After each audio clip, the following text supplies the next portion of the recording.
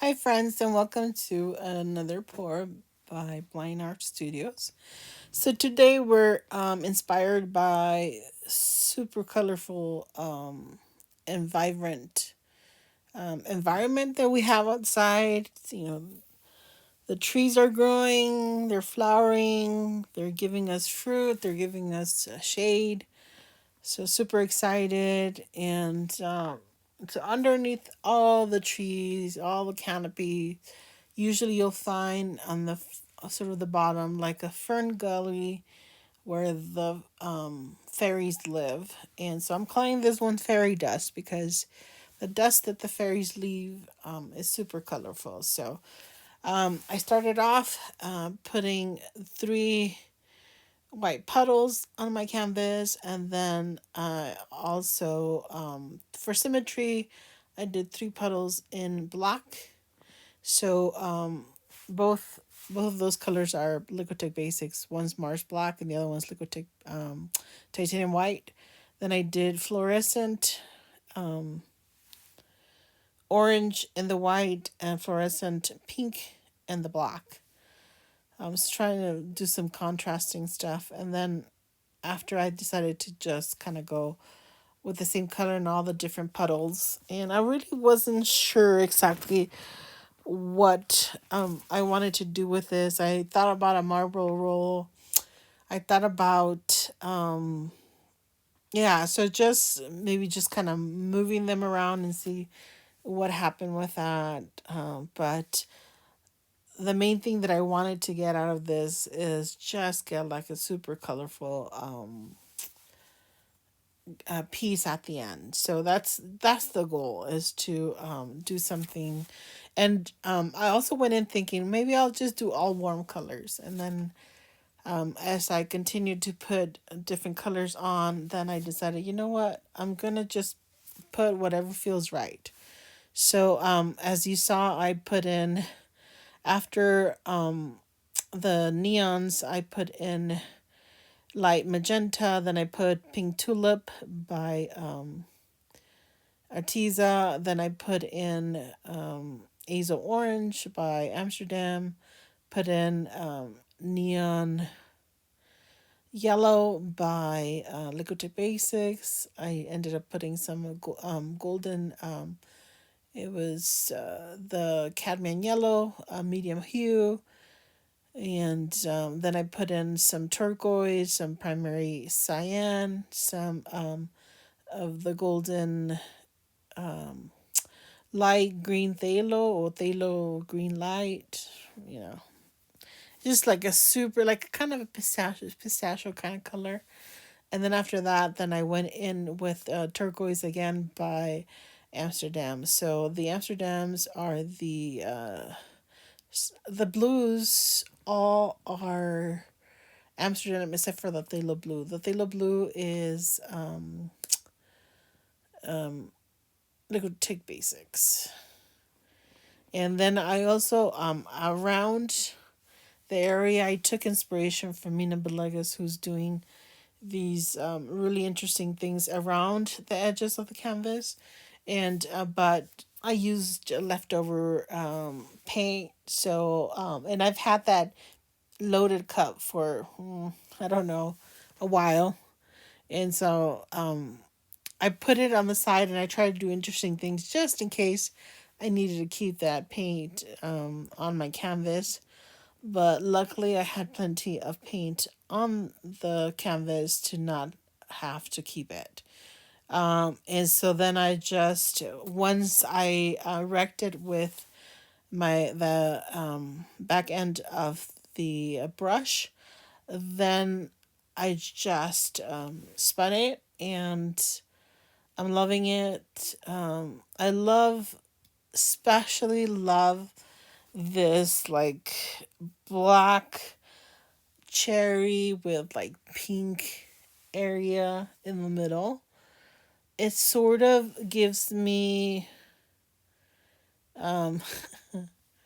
biopsy stuff. Yeah, because I remember when they did my biopsy, they had like a big container of like, and it looked like that. which is kind of gross, but it's beautiful here. So, anyhow, this is more like, I don't know, what would this be in terms of fairy? Maybe the heart, because like soup. Oh, you know what it probably is in terms of the fairy? It's probably, the halo, because the magenta halo is supposed to be the most relaxed, best type of halo you're supposed to be able to have. And of course, being a fairy, fairies, have the most ultimate peaceful halos, I'm sure. So here is a close up of the wet peas, and it's stunning. It is so colorful. It gives me kind of like, it's just so beautiful. It's just happy. It's a happy painting. Um, and there's areas where you actually kind of see the fern, because when I think of fairies, the fairy forest, fairy dust, I think of like little ferns that are used to make the little houses. And of course, I'm referring to the fairy houses that, that the Girl Scouts make at the Girl Scout camp. So I didn't, I mean, I must have gone to like one or two camps while they were going on just to like check them out or whatever. But we usually saw them afterwards. So like the girls would go to camp and stuff like that. And then once camp was over, we go in as staff and just help the folks who ran the camps to like help take out stuff that was left over, clean out like the fire pits and stuff like that. Like, yeah, we all did that. Like, and it was super fun because it was a lot of work, but we were all doing it together, so it was fun. And so yeah, so I remember every time we go to where the big redwood trees were, and within those, some of those have like little caves. And so yeah, so the girls would make little fairy forests or really cute fairy villages. And every time I would always find in the little fairy village little huts made out of like tiny little rocks stacked on top of each other, and then little ferns on top to signify like the little hut. Every so often they'd be made out of little twigs, like twigs around, and then the top was also made out of ferns. So we always left them there. Eventually, the elements like the wind and the rain and stuff like that would may wash the village away, and then and obviously next year we expected and always found another village made by a different set of girls. Now let's take a look at the dry piece. Okay, so this is the dry results of this magnificent piece. It is gorgeous, just stunning, super colorful, and the colors are just so vibrant. It is, wow. Look at that green. Can you see? It is fantastic.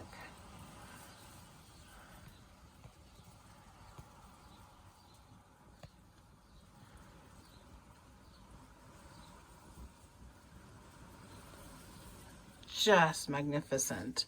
And this is like a gold shimmery piece. Now it's hard to capture the shimmer, but it is fantastic. Take my word for it. Let me see if I can magnify and show you the shimmer. So, yeah, look at this.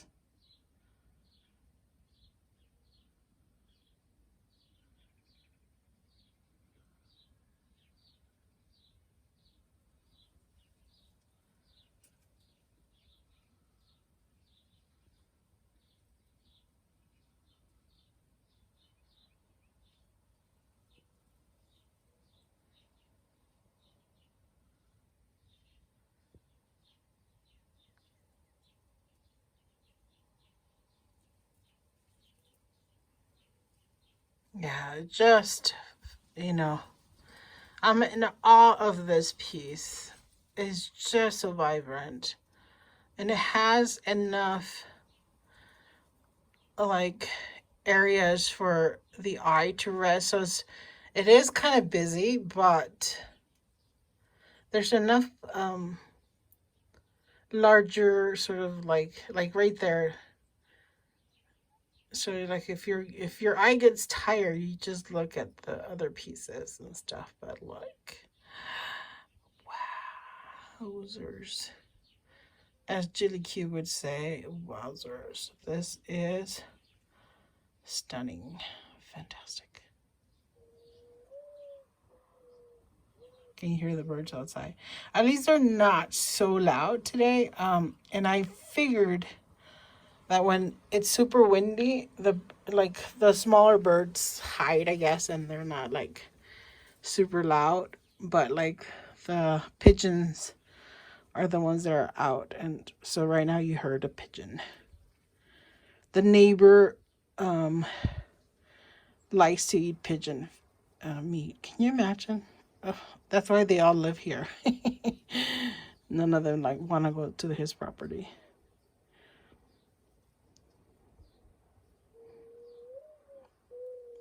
Hear the pigeon saying thank you for saving our lives. All right, thanks for watching. We'll see you the next time.